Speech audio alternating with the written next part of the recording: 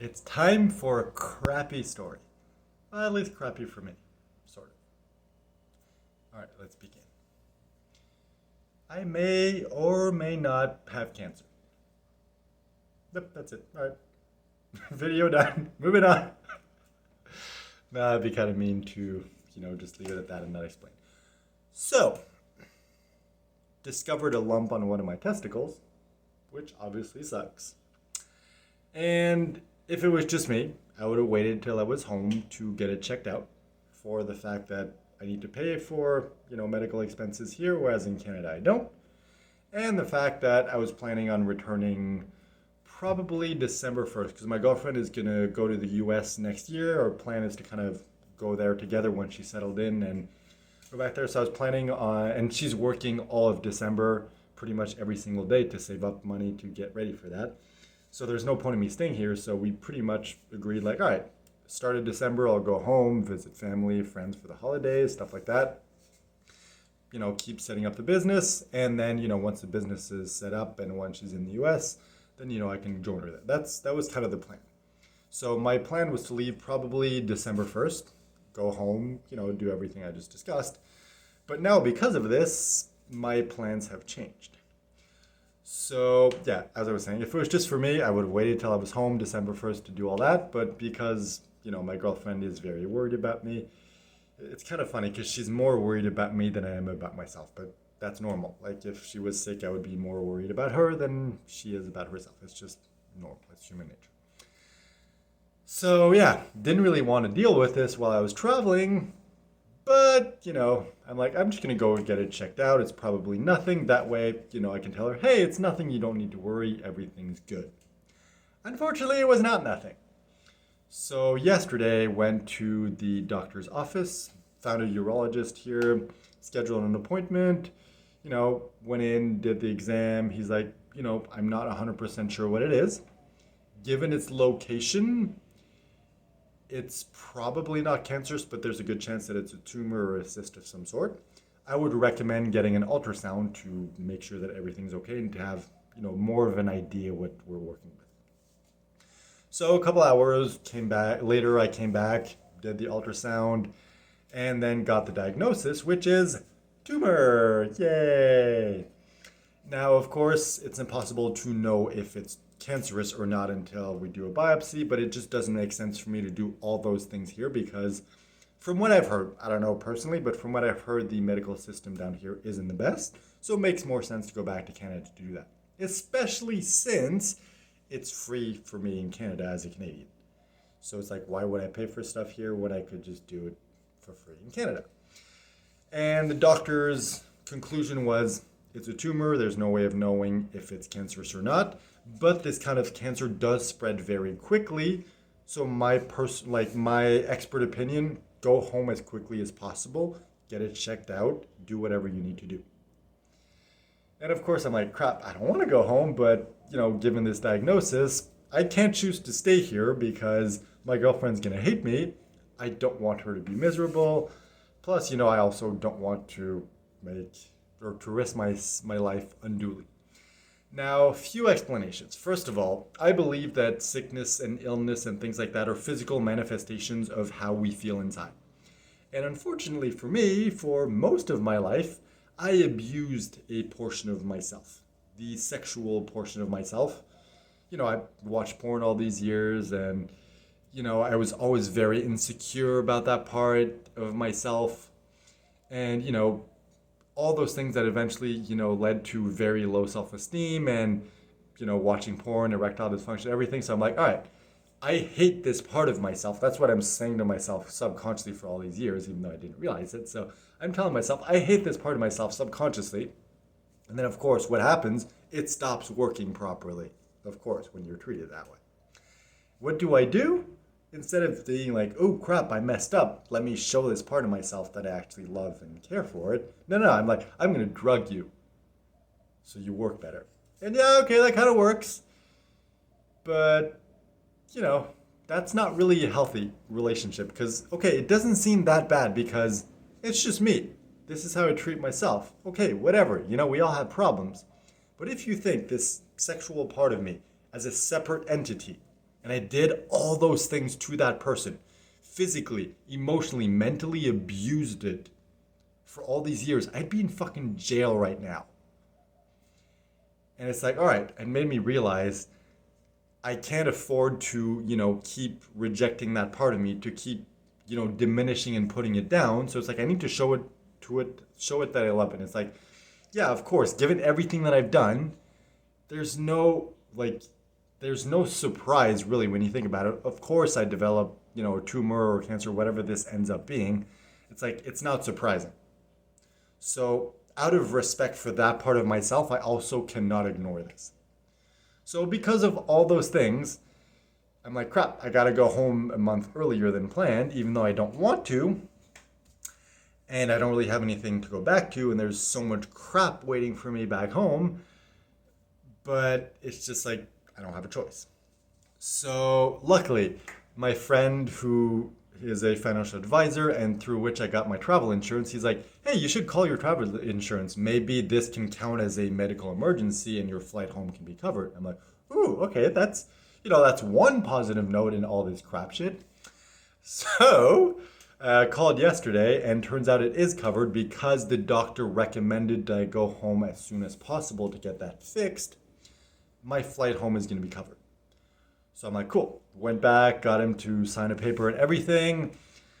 Just finished booking my flight today. That was a horrible, completely different story that I'm probably going to tell a little later on in this video. But the gist of it is heading home on November 1st. I'm going to stay with a friend of mine for a few days because, I don't have an apartment back home, even though technically my name is on the lease and I'm still responsible for that shit and it's been hanging over my head for the last 10 months. But, I don't have a place to stay. That's the gist of it.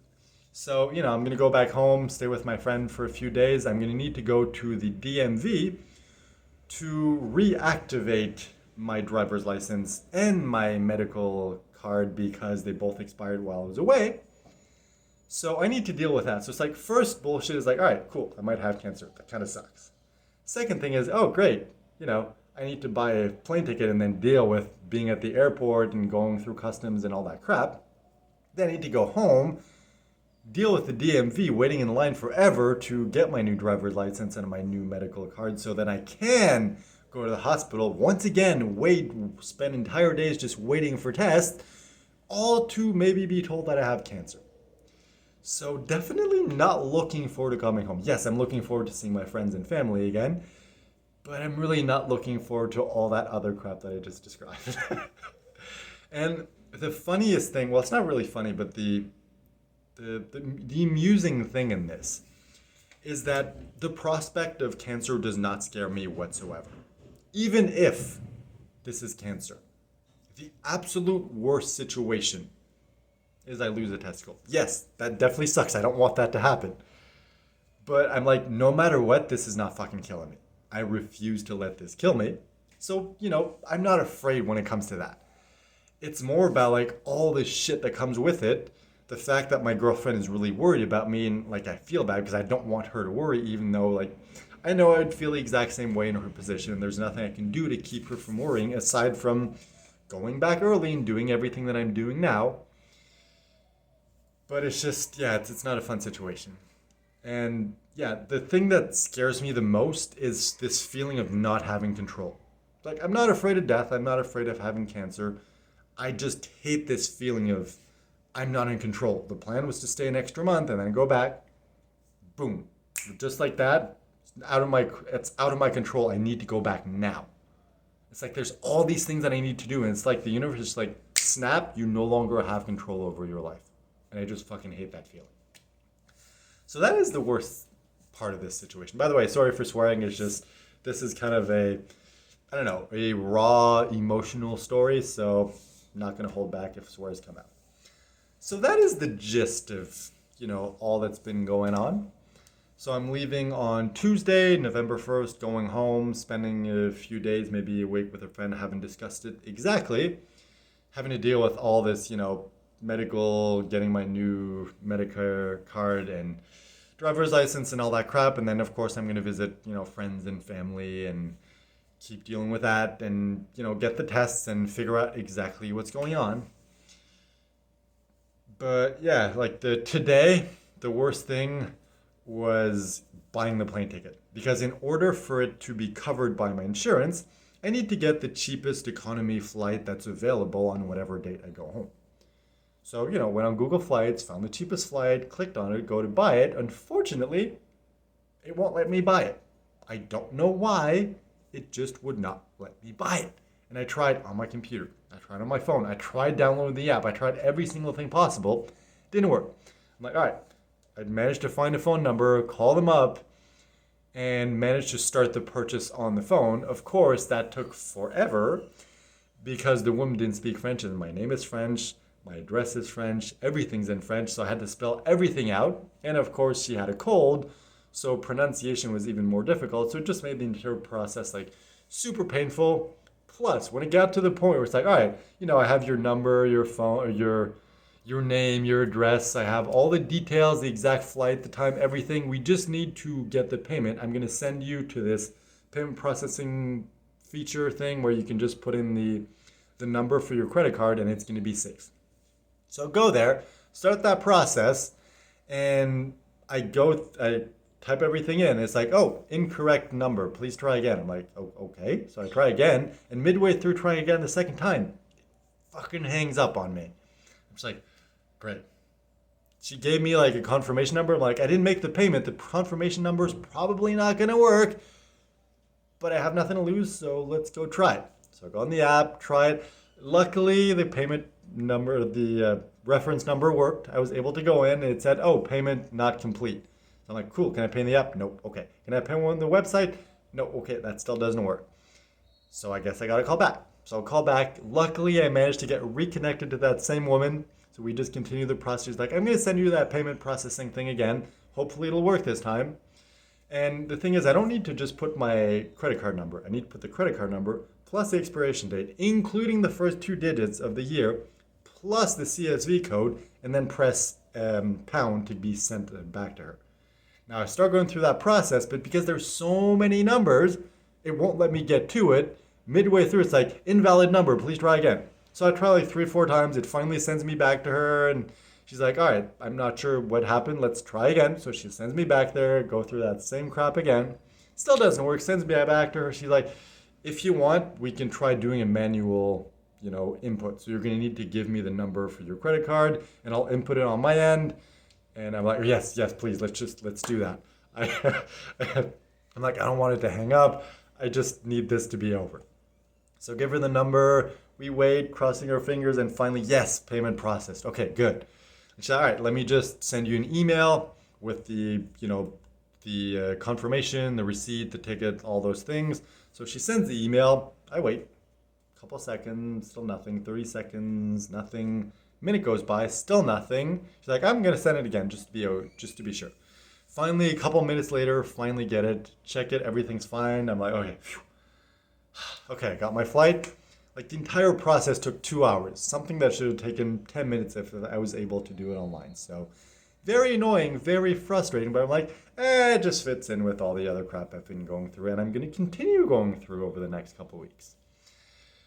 So the conclusion of this entire story is I'm leaving in, I think, 4 days. I may have cancer, and I'm really not looking forward to dealing with all this shit. However, on the plus side, now that I'll be back in Montreal, I'm going back to my apartment, and I'm going to go down to the main office with the guy who's subleasing from me, and I am not fucking leaving until we handle this shit once and for all, because it's been 10 months since I left, and it's still not resolved. Like, I need this monkey off my back. I can't keep dealing with this all the time. So yeah, that's my sucky story for the day. Hopefully the next one will be better. Hopefully the next video I make will be like, yes, I don't have cancer, and not, oh well, crap, I got cancer now. Although, from a storytelling perspective, given all the crap I've been through my entire life and this journey and everything, like, having cancer is just like another bump on the road at this point, It just makes the story more interesting. All right, so that has been my story for the day. Hope you enjoyed it, And, you know, if you're a friend or a family member or someone who cares about me, please try not to worry too much about me. I'm going to be fine no matter what happens. I'm not going to let this kill me. And, you know, even if it does, whatever, this is the life I chose. I accept it. I just hope that the people I care about don't suffer as a result of whatever ends up happening. All right, I should go, you know, do stuff because there's probably a bunch more stuff I haven't even thought of yet that I need to do to get ready. So that's going to be it for now. Check in later, hopefully with good news. And I'm pressing on the button to stop, and it's not working, of course.